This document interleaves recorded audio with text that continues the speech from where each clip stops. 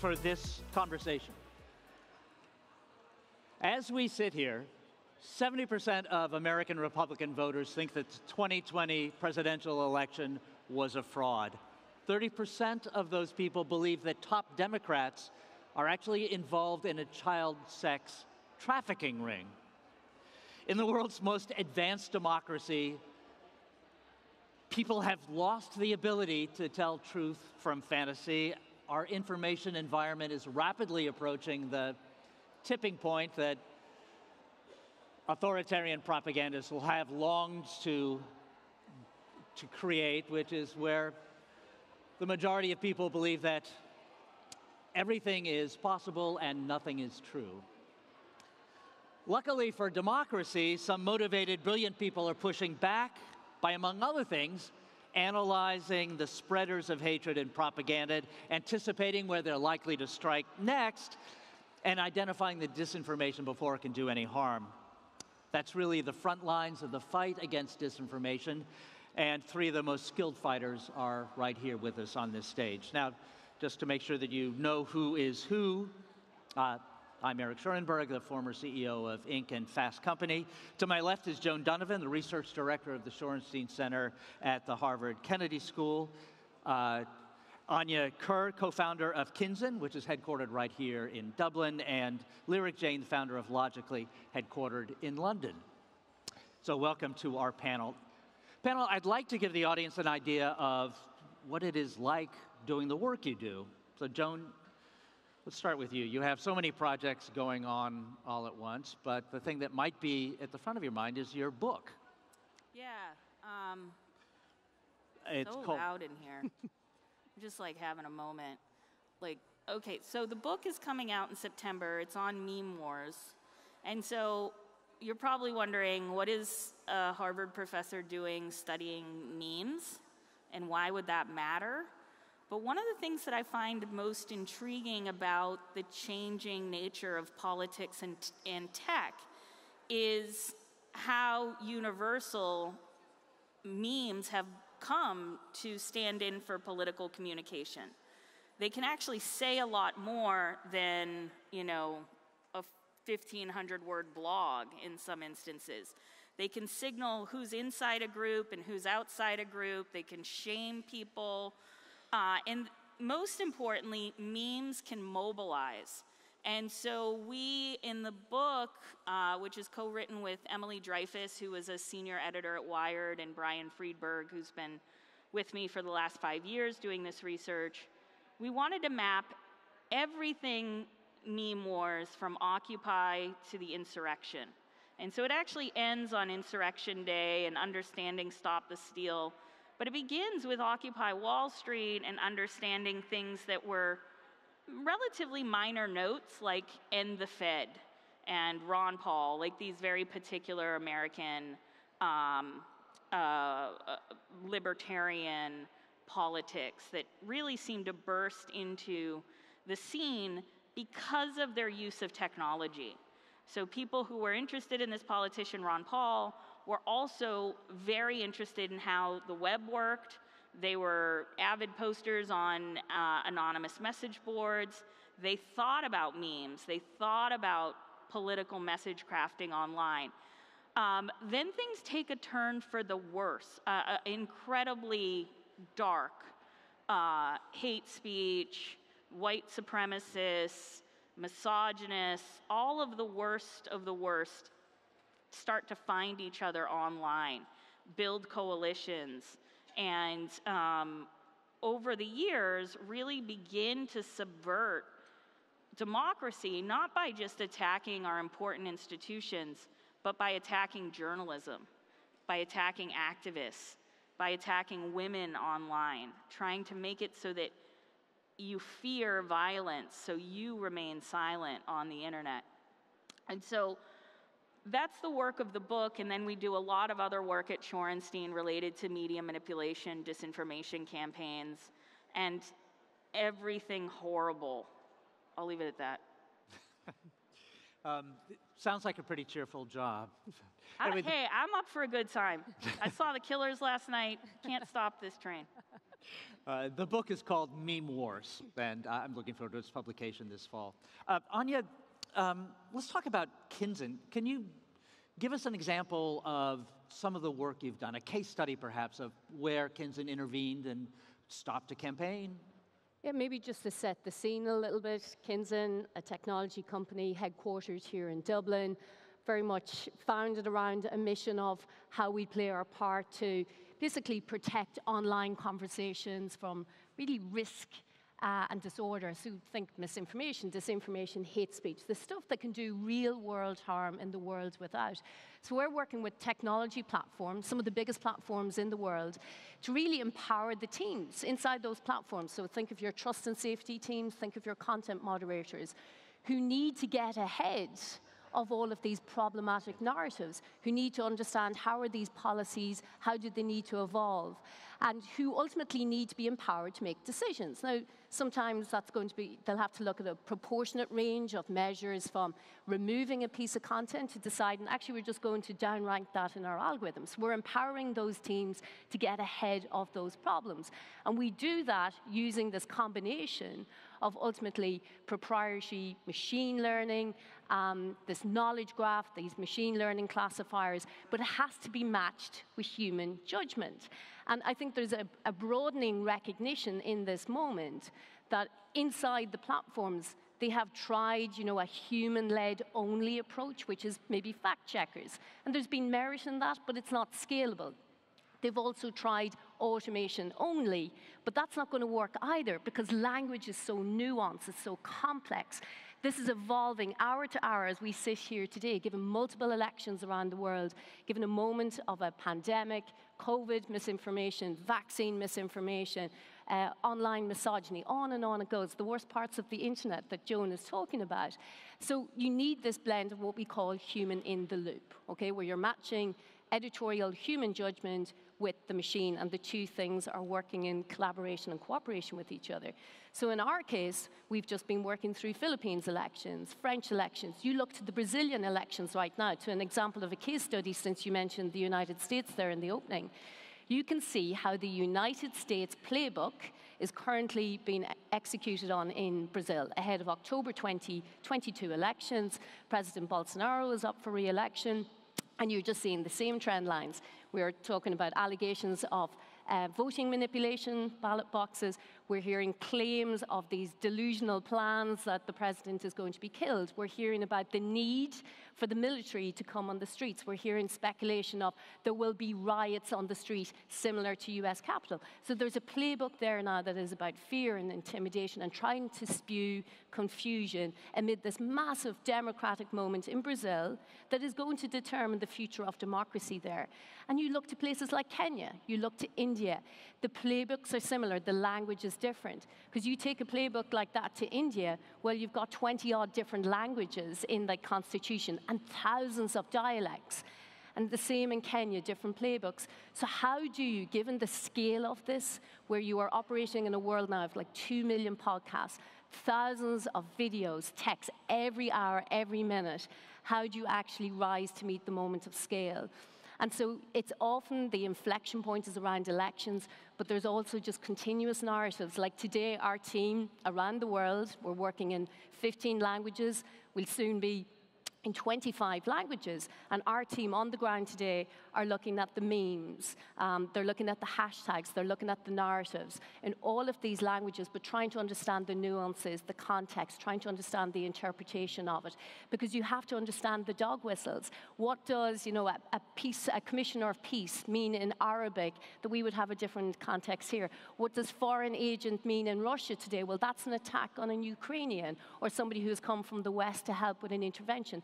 Foreign agent in a comment or in a podcast may seem innocuous, but when you look at it with human judgment in its broader context, you realize, oh no, this is trying to spew misinformation, confusion. And so that is where Kinzen comes together with that blend of you need human and you need machine, and it is human in the loop. Very good. All right. Thanks. And by the way, congratulations to Kinzen on landing a contract with Spotify, talking about platforms that need content moderation.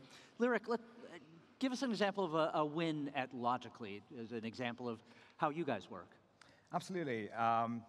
We're a strange organization, partly because of the range of skill sets and disciplines that we try and merge together. So we're about 180 people, technologists, data scientists, engineers, developers, but also open source intelligence analysts, fact checkers, and we bring these disciplines together to try and reduce the harm caused by mis and disinformation online. About a third of our team are really impatient. They want to do something here and now using the best of the state of the art that we've built, that exists out there in the world, and we put it in the hands of various public sector partners, as well as platforms. So that's what a third of the team does, and I'll highlight a couple of case studies. But what 2/3 of the team does is effectively be the worst critics of that third of the team, to try and figure out, okay, what's working well now, what's not working so well right now, and how do we push the state of the art forward? Not just from a technological sense, but a process sense, a business model sense, a way in which we can get organizations to collaborate sense. So that's us in a nutshell. The kind of work that we take on at that intersection of platforms and public sector partners is usually when mis and disinformation are posing heightened risk to public health, public safety, elections, and national security. Those four kind of segments are kind of our bread and butter use cases. I'll maybe start by backtracking a little in terms of some of the impact that we started seeing of our work initially. It started out in the election context, and initially it was the Indian elections. It was a state election in India with around 180 million people, state of Maharashtra. We partnered with the Election Commission of India to identify these things called the Model Code of Conduct violations. So not to do with political misinformation or disinformation, but to do with disinformation about process, about, hey, voter fraud exists, or about rumors such as, hey, your polling booth has been moved from this location to this election, or to this location, or your election's been cancelled altogether. And you'd be surprised how common these instances were. Kind of the election before we worked with them, that was at a national level. They identified 900 such cases. And that seems like a big number. But when we worked with them in a state alone, we identified 30,000 such instances of outright disinformation campaigns. But that's still quite frustrating because we just identified them. We couldn't really do much about them. And our work since has really been focused on how do we pair this detection that needs to be scalable, that needs to be consistent, that needs to be efficient, that needs to be explainable, that needs to be fair, with efficient and proportionate countermeasures. And that's the work we can probably highlight with the work that we've done around COVID, particularly the vaccine rollout. Dozens of instances of attacks at vaccine centers have been prevented thanks to pairing together that intelligence with options that various law enforcement agencies, public health agencies have at their disposal, such as simply dispersing a physical law enforcement presence when an attack is likely or an attack is probable. Completely diminishes the chances of that attack, or completely diminishes the chances of something horrible happening. So probably at the peak of the vaccine rollout in the UK, we prevented 2 of those incidents every week. So those are the kinds of things that we get involved in across public health, public safety, elections, and national security. Okay, all right, well, good. So the message that I'm hearing here is that the threat is multifaceted. It comes from many different directions in volumes that are impossible for human beings to measure. And there's one other level of difficulty that we have talked about in our prep session, is that it is constantly evolving, that adversaries do not stay static and let you catch up with them and find out the best ways to mitigate them, but in fact they're constantly evolving. Can you talk a little bit about how the nature of disinformation has changed, say, since 2016, and where the front lines of the battle are now? Joan, you want to take that? Yeah, so interestingly, in the US context, in 2016, and even before that, you had a lot more emphasis on anonymity, you had a lot more emphasis on hoaxing, and the use of botnets in order to manipulate algorithms. So if you wanted to land a story on trends in Twitter, you would put out some tweets, you'd use some imposter accounts to retweet, and then you might use a botnet to just really click and, retweet and share or and like these posts. And that was of an era where many people were willing to trust anonymous accounts online. This was on the tail end of Anonymous, the hacker collective, putting information, public interest information into the public domain. Lots of activists were anonymous for good reason. But as you see the threat evolve, especially around civic integrity in the US, you see main stage Republican actors and fairly mainstream right-wing journalists spreading misinformation, some of them coordinating disinformation campaigns in order to cause chaos. Steve Bannon has been known to say that his method of attack is to, quote unquote, flood the zone with shit. And if you look at what happened right after the US election, it was 62 court cases by Rudy Giuliani, him saying, well, all our court cases can't be wrong, right? And they are, but nevertheless, people were inundated with lie after lie after lie that all culminated in this myth of voter fraud. But within that lie, you had 13 to 17 small lies, like ballots were thrown out because people used markers instead of pencils. Communists in Venezuela had hacked the voting machines and were flipping votes to Biden from Trump. And they only found out about it because Trump was so popular, it broke the algorithm. That's what they claim, right? The algorithm broke. And you're just like, this isn't how tech works. And why are journalists repeating this? And then what you realize is that within the United States, you can literally call anything news. Your cat wakes up in the morning, has a sip of water, breaking news. And so we don't have any guardrails on social media that prevent people from impersonating other people or impersonating other groups, which is exactly how Russia meddled in the 2016 election by impersonating Black Lives Matter, impersonating Muslims, impersonating gun-toting patriots. They impersonated everyone in order to push a narrative about Hillary Clinton being the worst ogre on earth, which was interesting because these accounts weren't necessarily pro-Trump.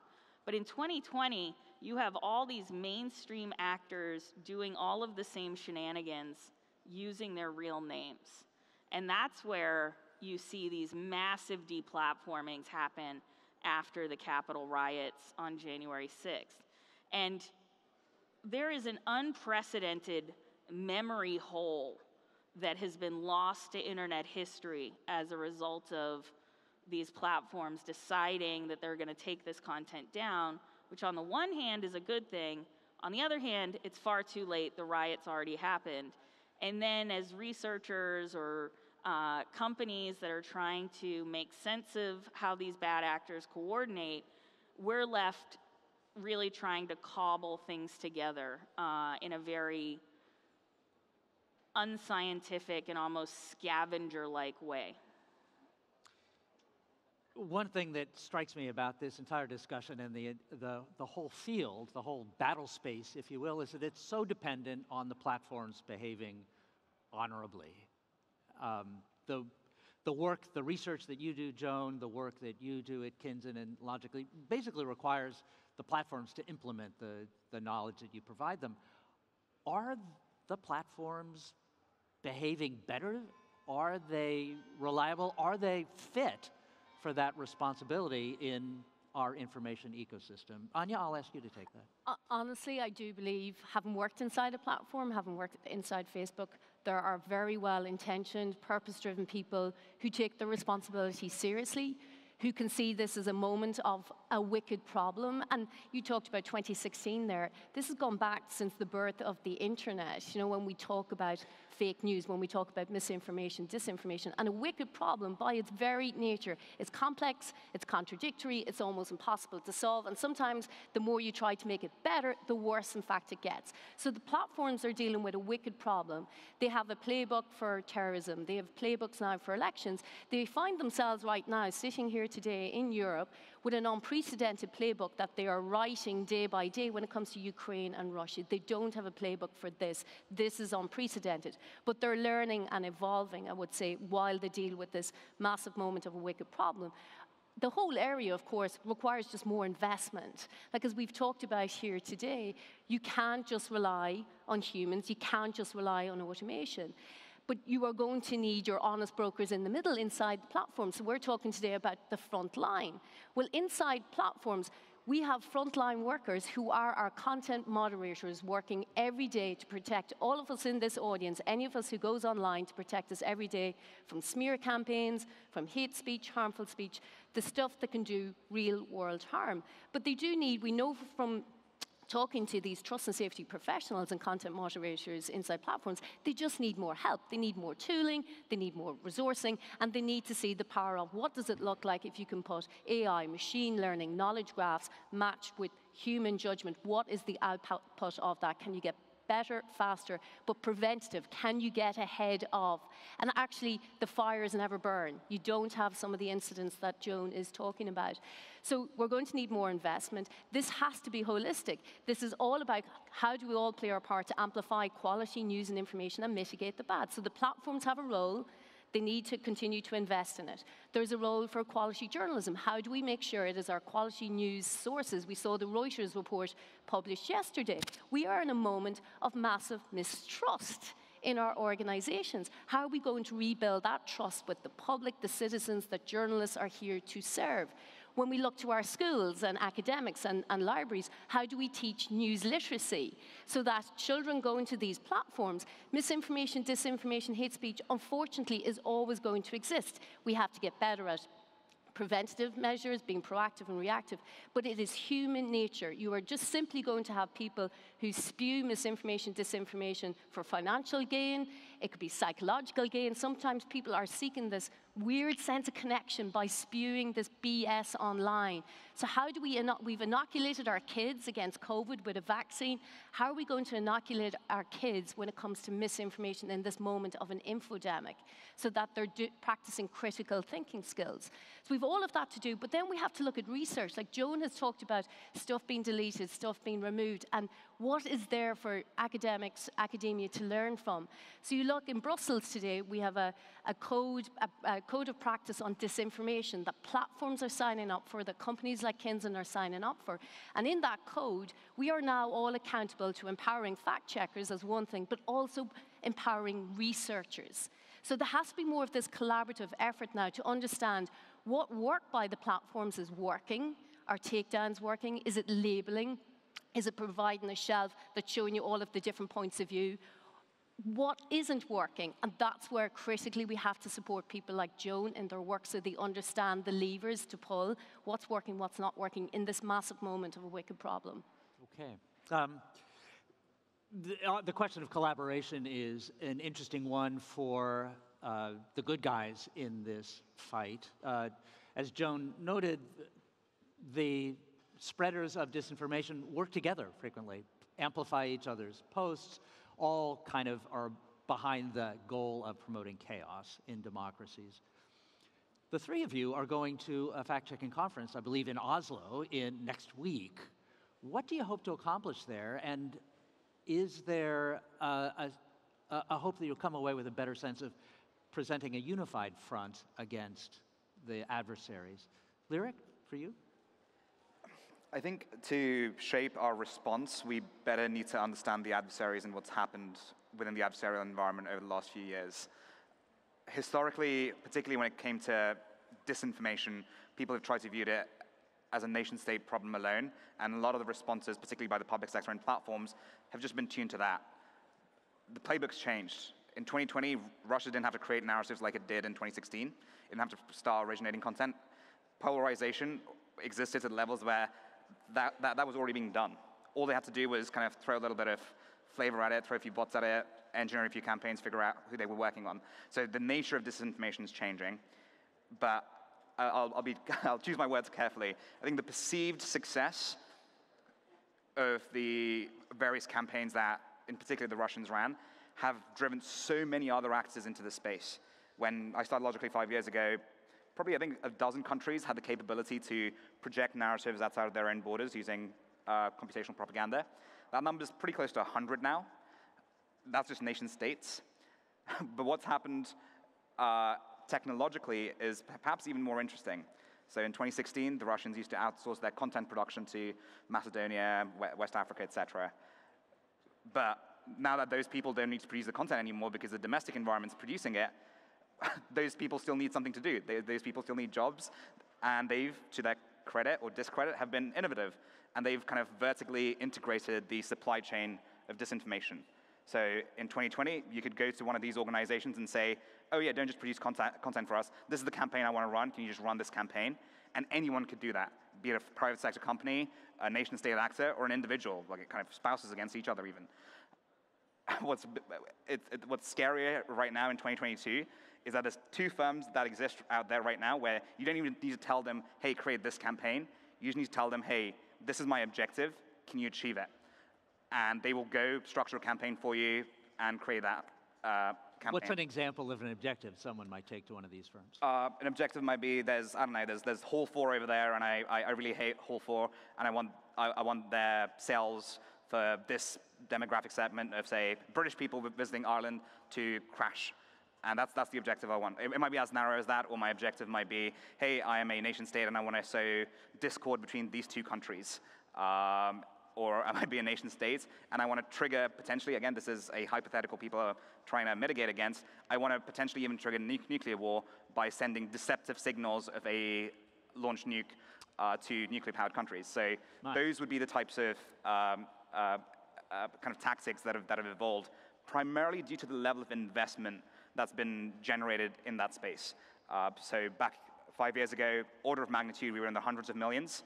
2020, we were order of magnitude billions annually. Now we're in the tens of billions being spent by folks that are putting out these disinformation narratives. Again, not just on a nation state level, but in the private sector, political parties, and whatever even the biggest platform in the world tries, say Facebook, they're spending billions to try and tackle this problem, or like 1 or 2 billion to solve this problem on their platform alone. It probably would take half of their net profit for the whole year for them to spend 10 billion, and it's just not going to happen. So we need to, certainly platforms can be doing more than they are right now, and I think we can, they've almost gone through this stages of mourning, from denial now through to acceptance in terms of their responsibility. But we really need to support, we need platforms to do more, we need governments to do more, step up with sensible regulations, not just pointed at the platforms, but pointed at these agents of disinformation. And we need collaboration between platforms. Again, I know I'm going on a bit here, but in the 2020 elections, there was this forum that was much heralded ahead of it appearing, but saying, yes, platforms are going to share signals with each other around which narratives they're going to go after on which day, particularly in the run-up to the election cycle.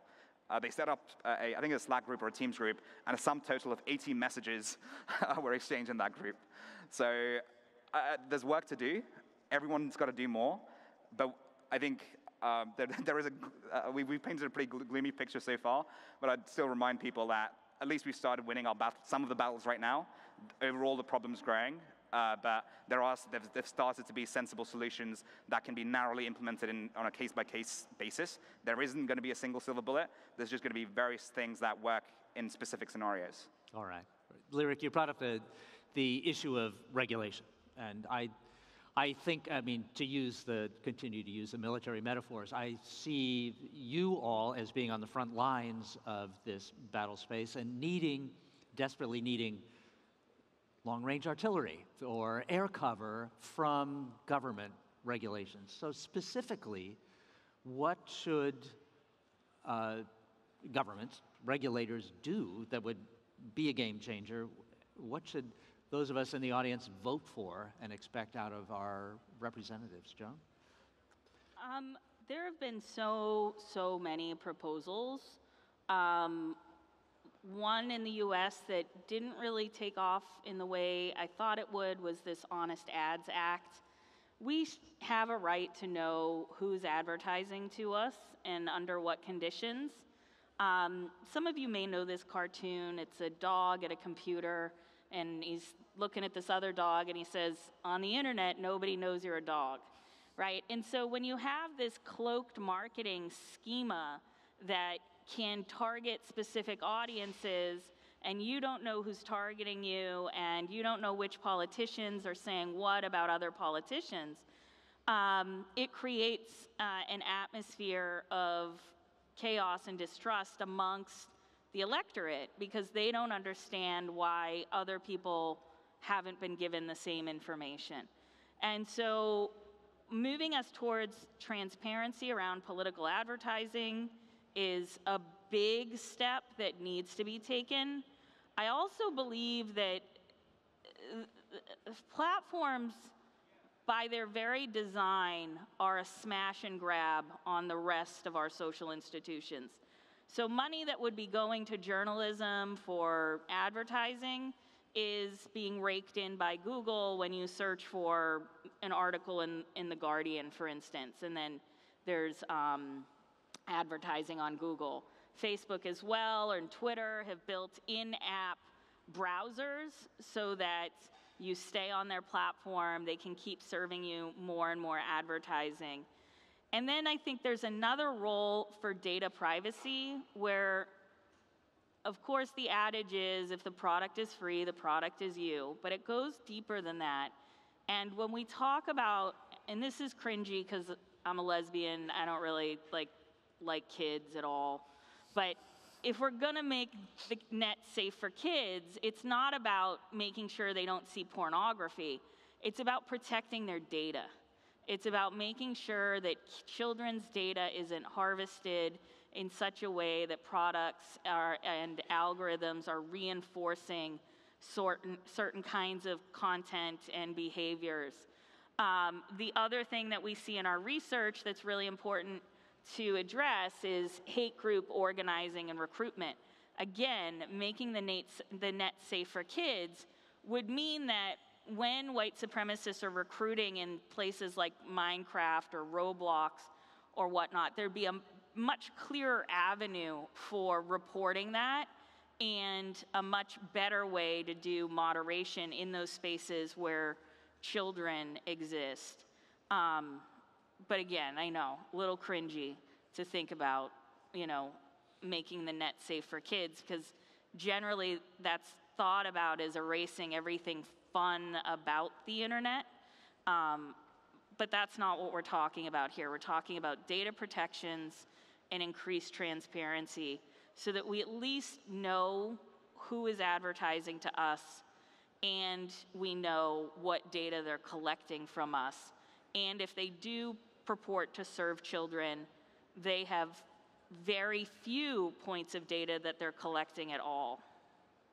Good, all right, thanks, John. So ad transparency, data transparency, protections for the privacy of children online. Lyric, to that list of desired regulations, what would you add? I'd probably state that we need to do something about the underlying agents of disinformation separately. That's not to do with platform regulation. But I think platform regulation potentially, and there's models of this emerging in Europe and the UK, needs to be process-led and not outcome-led. What we mean by that is, hey, don't just fine every platform for every single piece of bad content, harmful content you see on them, but audit their processes, figure out how efficient, effective their processes are in holding their policies, in upholding their policies. Because if you regulate them against outcomes, there's a very real danger that every platform just becomes overly censorial, and that's not really a place that most democracies want to be in. And perhaps the second, really focusing on that auditing component. Why can't we audit platforms? Why can't every regulator in the world, say like an Ofcom in the UK, audit a platform every quarter, every year for how effective their moderation and trust and safety systems are? I think we need to, that's the place that we want to get to, and there's some promise in incoming, or in legislation that's being debated, that's where we'll end up. But we need more engagement from just the general public around this issue, because regulations around this space are very much being conducted, ironically, in a bit of an echo chamber, where there's a lot of platform voices, there's a lot of media voices, and there's a lot of potentially conflicted government voices, and we need greater kind of participation from the public. Okay, all right. So the ability to audit the content moderation policies of the platforms, which we rely on so much. Basically, the three of you have managed to terrify me and most of the audience about what is going on. But Joan, Yeah. you terrified too? Not that much. I mean, it's the world we live in. It's the air we breathe. It's the technology we use to get organized. I often think about Andrew Breitbart used to say that politics is downstream from culture. But what I really believe is that culture is downstream from infrastructure. And so the real nerdy piece of me thinks a lot about, well, how do we connect all of these bits of infrastructure together, build a global information commons? Most of the technology is already there for us to be able to share books and films and all of the elements of international culture that would be incredibly enriching educationally. We have lowered the cost of communication globally. I know some of you probably remember long-distance phone bills, right? Like, that was no good, right? Paying $400 a month because you fell in love with someone 2 towns away. Give me a break. But I think that there are many positive things that have come about the internet revolution, but the problem has been media consolidation and a few billionaires owning so much, owning and being the visionaries of so much of what we all need to share in together. Anya? I was just going to say, just to try and land us out in a moment of hope, Maria Teresa, this extraordinary lady in the Philippines, the founder of Rappler, won the Nobel Peace Prize recently. And in her speech, there was a call to action, which is, we are at this sliding door moment. There is a responsibility on people like us sitting on stage to rise to meet the moment and build this frontline defense against disinformation, misinformation. Because this is the stuff, there's different gradients of it, but it is life or death now in places like India. And if we can rise to meet this moment, this is future of democracies at stake. And we are in this moment, as Lyric has talked about, where we can do safety by decree, and it's going to be a patchwork solution like what we're seeing kind of coming out of the UK, where it's piece of content by piece of content, and we're creating bad precedent, and it's confusing, and it's just going to be this patchwork solution. Or we can look at safety by design, which is what we're seeing coming out of Brussels. It's imperfect when we look at the Code of Practice on Disinformation today, you look at the Digital Services Act, but it's a start in the right direction, where we're looking at the systems, the processes, the algorithms underpinning all of this, and see how do we actually do better. So I would just say there's a moment upon us where, with greater collaboration, as we've talked about today, bigger investment in the technology solutions, looking at it holistically, how are we going to equip our children? How do we all play our part? Each of us in the audience today, how do you be the wisdom in the crowd? That moment the uncle or the aunt comes into the WhatsApp group with something that feels a little bit BS, how do you reach out in an empathetic way and get them to actually just ask some good questions and return them to a quality news source? So what we're talking about today in this wicked problem, the sliding door moment, we all have a role to make sure future democracy, that we can all live in a society where we feel informed and smarter, and that we have information we can actually trust to make decisions in the world around us. All right. So democracy is at risk. Culture is downstream from architecture. Safety by design is part of the solution. And for the rest of us, this is an all-hands-on-deck moment. All right. Good things to take away. Please join me in thanking our panel. Thank you.